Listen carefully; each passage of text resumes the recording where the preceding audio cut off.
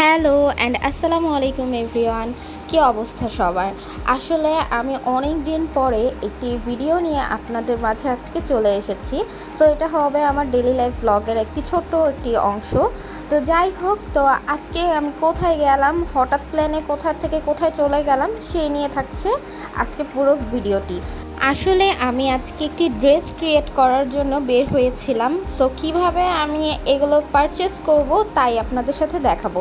তো যাই হোক, শুরুতে আমি রেডি হয়ে নিচ্ছি। তো এই তো এক চুটকি দিলেই যেমন রেডি হওয়া যায় ঠিক তেমনটাও না ব্যাপারটা।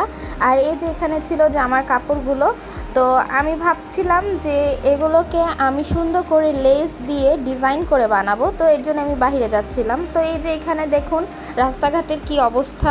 আসলে আরএফএলের পানির লাইন করা হচ্ছে, তো যার জন্য রাস্তাটা একটু ভাঙা ছিল।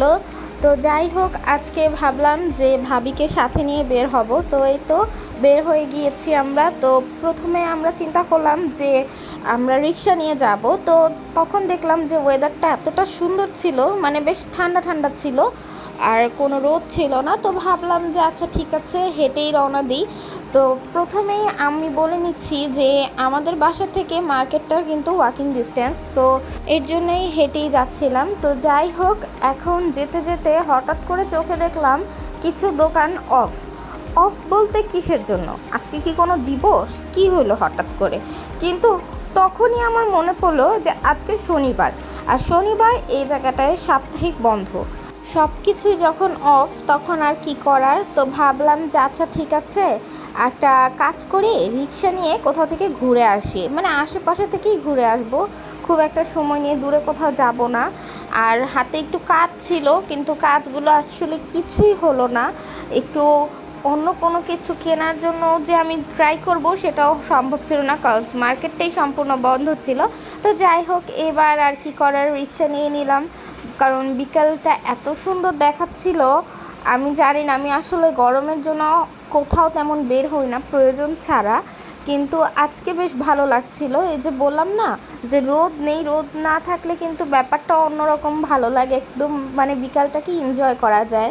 তো যাই হোক, আমরা খুব মজা করে প্রায় 30 থেকে 40 মিনিটের মতন আমরা রিক্সায় ঘুরেছি। মানে ব্যাপারটা আসলেই খুব ভালো লাগছিল, কারণ সহজে কিন্তু রিক্সা আমাদের ঘোরা হয় না। আমরা যে কোনো কাজের জন্য এক জায়গা থেকে অন্য জায়গায় পর্যন্তই যাওয়া হয়। তো যাই হোক, এই যে পছন্দের ঝালমুড়ি নিয়ে নিলাম। আর একটু এখানে এসে প্রথমেই ভাবলাম যে ঠান্ডা কিছুই খাই। তো ঠান্ডার মধ্যে এই ফালুদাটা ট্রাই করলাম, মানে মোটামুটি টেস্ট ছিল। এর চেয়ে আমার ফালুদাটাই আসলে বেশি মজা হয়। আপনারা চাইলে আমার ভিডিও দেখতে পারেন আমি কিভাবে ফালুদাটা রেডি করি। তো যাই হোক, আর সাথে সব সময় তো এই যে চা দিয়ে একটা শেষ করতেই হবে। তো চায়ের সাথে নিয়ে নিলাম এই বাটার নান।